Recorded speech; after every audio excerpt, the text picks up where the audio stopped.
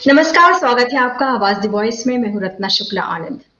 केरल में एक तरफ कोविड के मामले बढ़ रहे हैं, वहीं दूसरी तरफ अब नीपा वायरस भी गंभीर असर दिखा रहा है। रविवार को कोझिकोड के पास 12 साल के एक बच्चे की मौत के बाद अब जो है वो इसे लेकर चिंता बढ़ गई है। केंद्र सरकार की एक टीम भी केरल पहुंची है।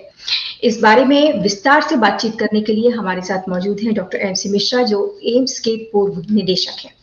डॉक्टर मिश्रा, स्वागत है आपका आवाज द वॉइस में।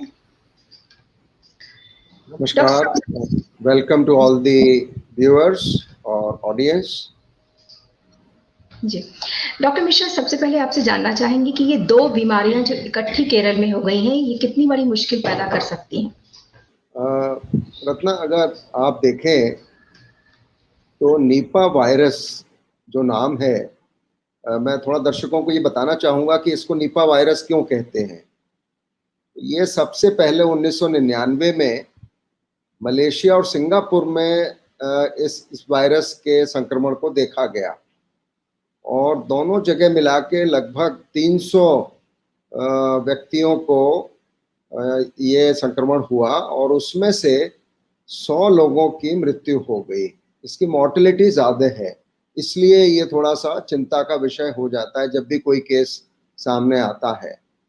और इसका जो संक्रमण है वो एनिमल टू ह्यूमन होता है, जिसमें जो पिग्स हैं, जो मलेशिया में हुआ था वो पिग्स के द्वारा हुआ था और उनको लगभग 1 मिलियन 10 लाख पिग्स को मारना पड़ा था इस वजह से। तो आप समझ सकते हैं कि ये क्योंकि इसकी मॉर्टेलिटी लगभग 30-40% होती है, तो ये एक गंभीर विषय बन जाता है। और चूंकि केरल में अभी जो हमारा ऑनगोइंग संक्रमण है पैंडेमिक का, कोविड पैंडेमिक का, वो अभी केरल में सबसे अधिक संख्या में मिल रहा है। 70% जो संक्रमित रोगी हैं वो केरला से ही आ रहे हैं इस समय, और ये सस्टेन हो रहा है पिछले 10 दिन में। अभी तक कोई ट्रेंड, अच्छी बात यह है कि हमको दूसरे भारत के हिस्सों में नहीं मिला है बढ़ने का ट्रेंड, और दूसरी तरफ मृत्यु दर भी अधिक नहीं हुई है केरला को मिला के भी। तो मृत्यु दर एक्चुअली कमी हुई है केरला में। केसेस बढ़ने के बाद भी जो मॉर्टेलिटी है, मृत्यु दर है, वो जैसे अगर पिछले 24 घंटे का आंकड़ा आप देखें जो कल सुबह तक का था, 308 करीब मृत्यु हुई भारत में। तो वो संक्रमण उतना ही बना हुआ है, मृत्यु दर कम हो गई है। हमको ये मालूम नहीं है कि ये जो कोविड पैंडेमिक है केरला में कौन सा जीनोम वाला जो म्यूटेशन है वो कर रहा है, ये भी नहीं हम लोगों को पता है, क्योंकि जीनोमिक सीक्वेंसिंग केरला की आई नहीं है पिछले 1 महीने से, जो आनी चाहिए मेरे हिसाब से। इस पर काम होना चाहिए। नीपा वायरस केरला में 2018 में नोटिस हुआ और उसमें 17 जो रोगी थे वो डिटेक्ट हुए थे, उनमें डायग्नोसिस बन गई थी। और चूंकि वायरल इन्फेक्शन है ये भी, और ये या तो animal to human body fluids के संपर्क में आने से होता है, एनिमल के बॉडी फ्लूइड से ह्यूमन टू, और ह्यूमन टू ह्यूमन तो हो ही सकता है, अगर किसी को हो गया तो दूसरे को होने की संभावना बॉडी फ्लूइड्स के जरिए। ये एयरबॉर्न वायरस नहीं है ये। और या फिर फ्रूट बैट्स जैसे हम कहते हैं केरल में है, जो चमगादड़ जो फ्रूट्स पर बैठती हैं तो वो उससे इसको फैलाती हैं, और वो फल अगर हमने खा लिया, किसी ने भी खा लिया जो वो संक्रमित फल है, तो उससे भी ये इन्फेक्शन हो जाता है। लक्षण जहां तक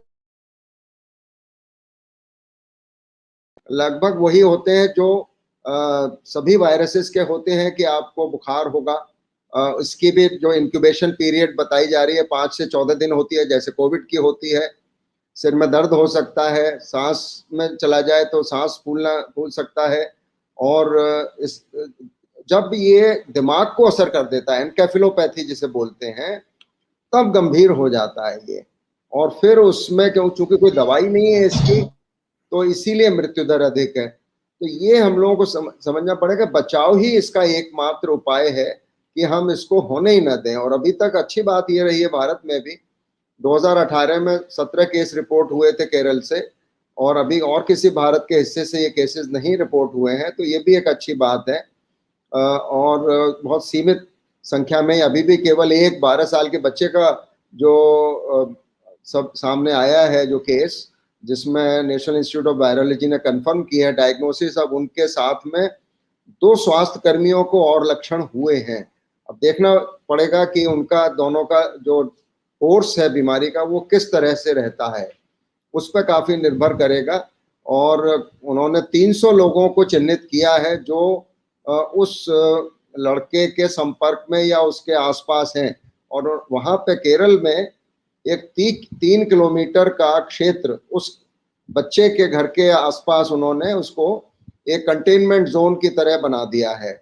और उसमें जो बच्चे का भी जो क्रिमेशन भी हुआ वो पूरे बचाव के साथ हुआ, क्योंकि इसमें बचाव ही एकमात्र ऐसा उपाय है। और तो इसको अब आगे देखना पड़ेगा कि ये क्या रूप लेता है। लेकिन हाँ, चिंता का विषय बिल्कुल है, क्योंकि अभी वहां पे कोविड का प्रकोप चल ही रहा है, साथ में अगर निपा भी कुछ बड़ी संख्या में आया तो एक बहुत बड़ा ये एक हेल्थ इमरजेंसी होगी, जिसको तुरंत, इसीलिए एक सेंट्रल टीम भी वहां गई, उन्होंने भी आकलन किया है, नेशनल इंस्टीट्यूट ऑफ वायरोलॉजी की भी टीम है। और वहां पे जो राज्य सरकार है वो उन लोगों ने भी इस पर काफी, मैं समझता हूँ, ध्यान दिया है। और पूरी तौर से इसको नियंत्रण करने की प्रक्रिया केरल में चल रही है। और मेरा अनुमान है कि ये कंट्रोल में आ जाएगा, क्योंकि अभी कोई और केसेस सामने नहीं आए हैं, एक्सेप्ट जो 2 हेल्थ स्वास्थ्य कर्मी जो उस लड़के के शायद संपर्क में आए थे, उन लोगों में लक्षण पाए गए हैं। वैसे उनके परिवार वालों का भी क्वारंटीन हुआ है, उनको भी मॉनिटर किया जा रहा है। तो अब देखना यही पड़ेगा कि अगला 1 हफ्ता किस तरह से रहते हैं ये लोग, जितने भी लोग क्वारंटीन में रखे गए हैं, जिनको चिन्हित किया गया है कि इनमें संक्रमण हो सकता है।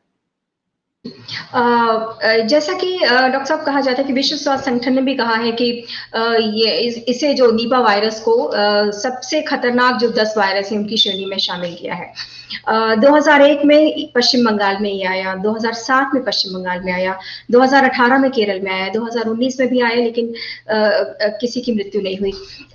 वजह क्या है कि ये इन्हीं स्थानों तक सीमित है? क्या यहाँ पर जो फ्रूट बैट्स की बात की जाती है यहाँ ज्यादा है, या कौन से फलों में जो है वो ज्यादा खतरा है, ये जानना चाहेंगे। और क्या देश के बाकी हिस्सों के लिए भी ये आगे खतरा बन सकता है? बिल्कुल, ये आपकी बात बिल्कुल ठीक है कि वायरस,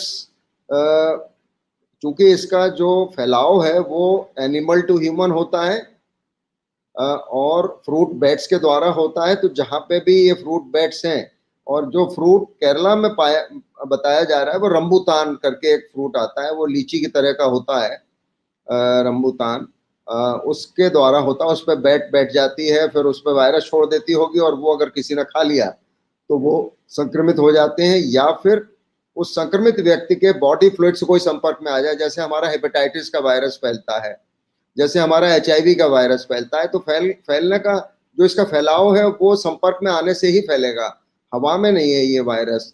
और ये हो सकता है कि ये जब आप बता रहे हैं 2007-8 बंगाल में, तो वहां पे भी ये हो सकता है पिग्स के द्वारा फैला हो या बैट्स के द्वारा फैला हो। लेकिन केरल में बैट्स के द्वारा ज्यादा माना जा रहा है इसको, कि बैट्स में इन्फेक्शन था, उन्होंने फ्रूट को इन्फेक्ट किया और फ्रूट के संपर्क में कोई आ गया। और क्योंकि बॉडी फ्लूइड तो कहाँ से संपर्क में कोई आएगा, पिग, अनलेस वो पिग की रियरिंग करते हो, पिग्स को पालते हो, तो संपर्क में आ सकते हो। और बिल्कुल आपने ठीक कहा कि होने को ये कहीं पे भी हो सकता है, क्योंकि ये नेचुरल अगर कमेंसल है बैट्स में, तो जहाँ पे भी बैट्स और एनिमल का संपर्क हो रहा है, जहाँ पे भी बैट्स और ह्यूमन बींग्स का संपर्क हो रहा है फ्रूट्स के द्वारा, जहाँ पे चूंकि ये उससे फैलता है, तो बिल्कुल ये कोई ऐसे बैरियर नहीं है कि और जगहों पे नहीं हो सकता। लेकिन हाँ, संभावना कम है, लेकिन हो वायरल इन्फेक्शन है, वायरस कहीं पे भी जा सकता है। अगर वो एनिमल में है तो बिल्कुल जा सकता है। जी, ये फ्रूट बैट्स क्या केरल तक ही, केरल में ज्यादा है, ऐसा है क्या?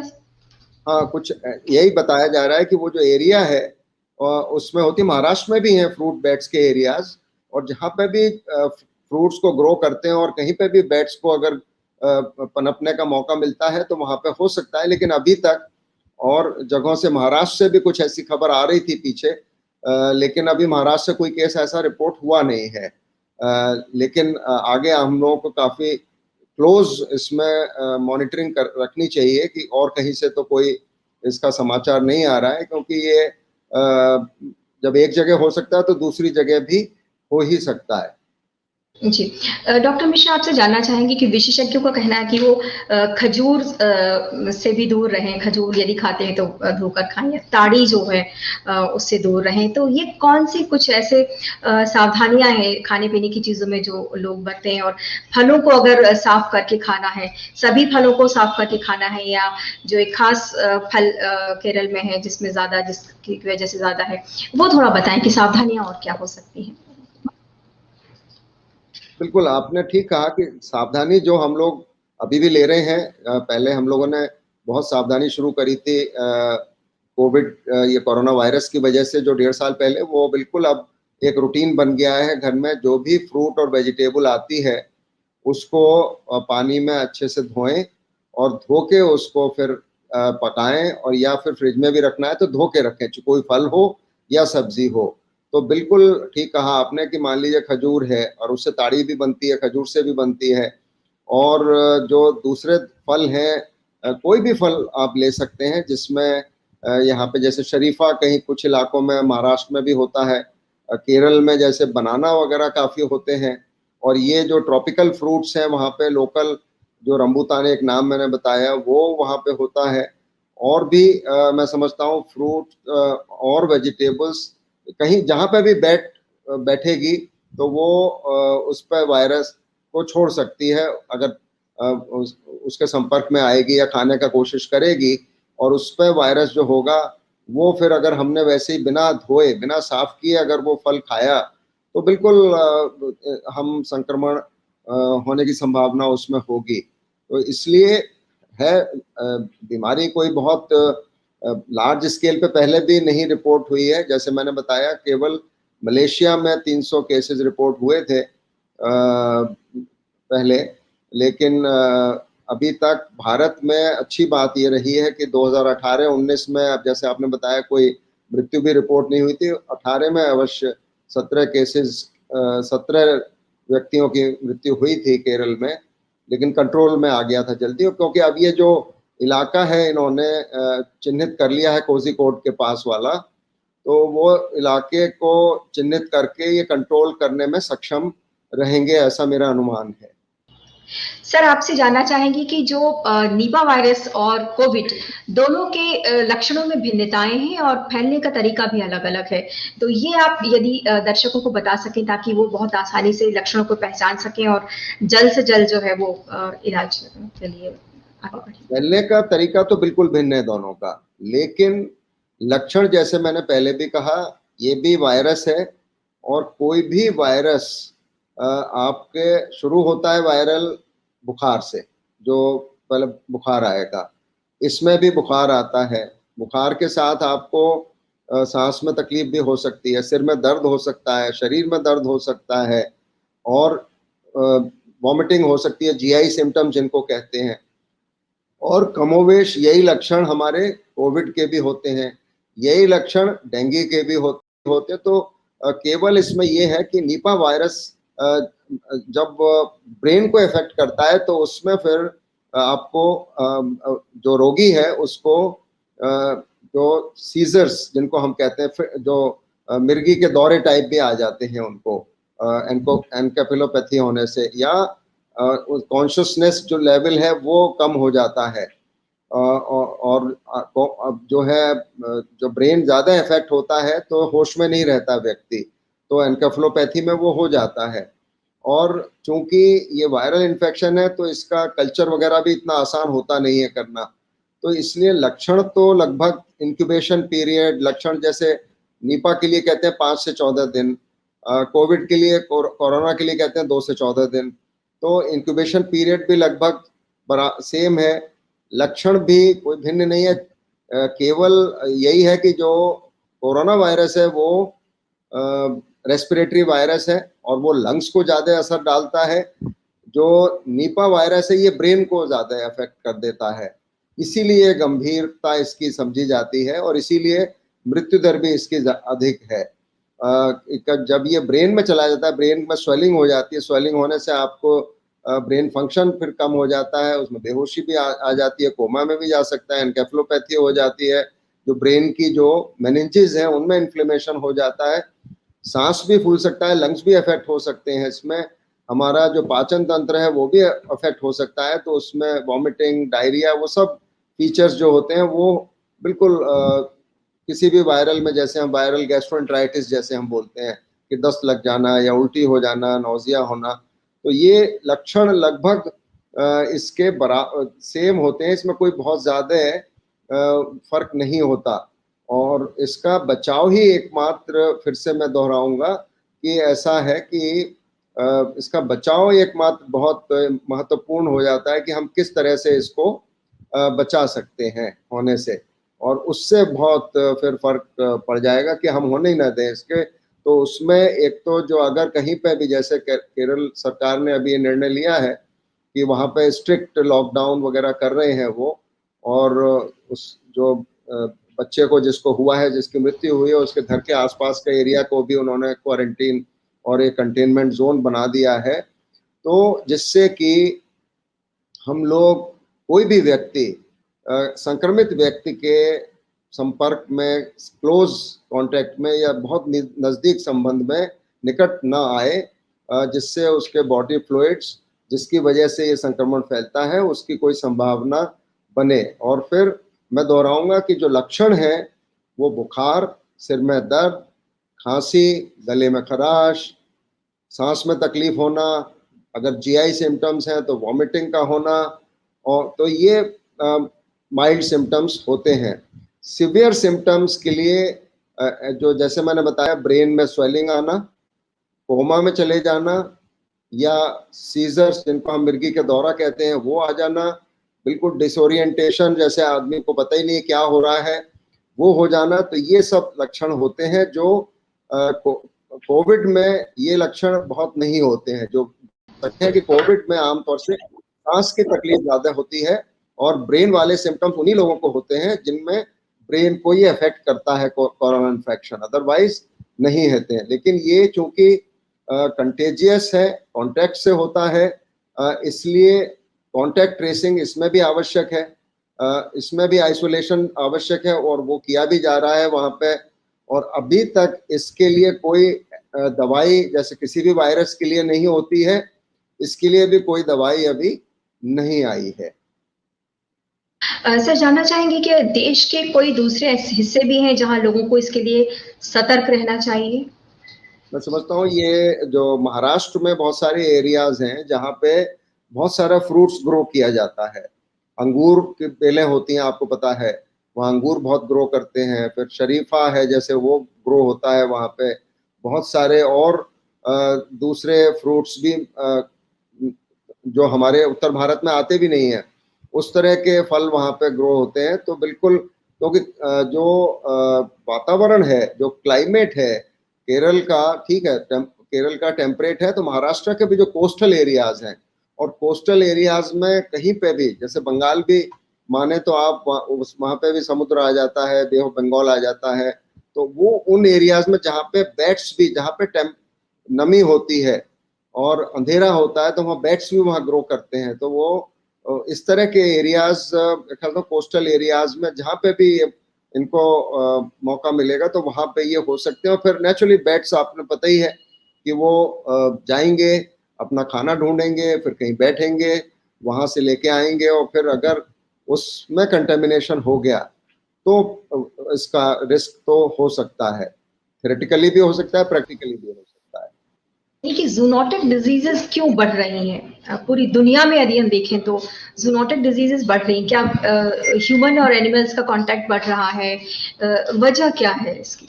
इसकी वजह तो बिल्कुल साफ है कि हमारा जो एनिमल स्पेस है वो कम हो रहा है धीरे धीरे, क्योंकि जंगल खत्म हो रहे हैं।